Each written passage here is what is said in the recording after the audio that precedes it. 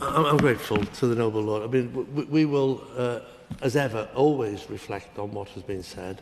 The judgment we have made is, as in the clauses before this House, as introduced and supported by the House of Commons.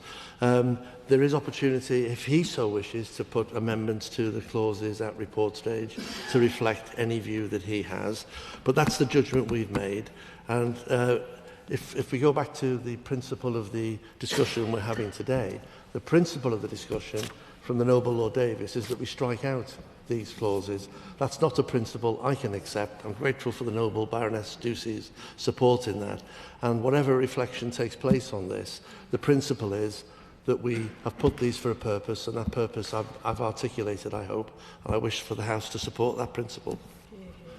Noble Lord, sit down. Just finally, I think that the principle of saying that we do not, that nobody here is going against the principle of racially or religiously insulting, harassing, being vile to people.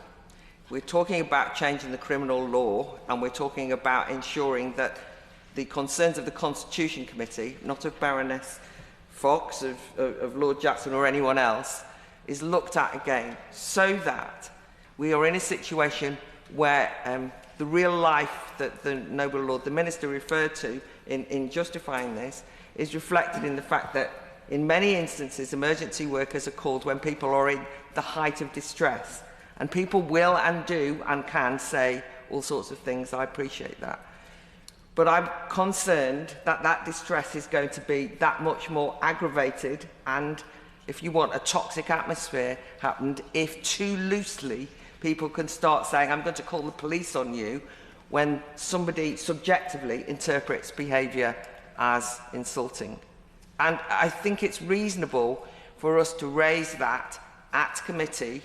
And so would the noble Lord, instead of saying, I disagree with you on principle, be prepared to look at what the Constitution Committee has said and what has been reflected on here, and see if perhaps, in order to keep to the principle he has, the wording of criminal law can be tightly drawn so that we don't criminalise ordinary people in distress, saying things which somebody subjectively might see as insulting. That is a very dangerous, illiberal, potentially threatening behaviour from a government to the public.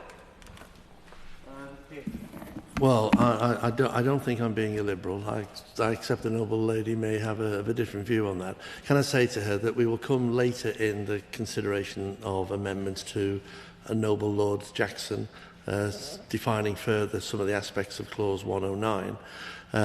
I'm always happy to look at the points that the noble Lord Panic has mentioned, but the judgment we have made is that these clauses should remain part of the bill. The noble Lord Davies of Gower has asked that they be removed from the bill. That is a clear difference between us. I've explained why it should be included in the bill. He's explained why he believes it shouldn't be included in the bill. There's a difference in there, and if he wishes to take that stance at report, then let's have a discussion on it.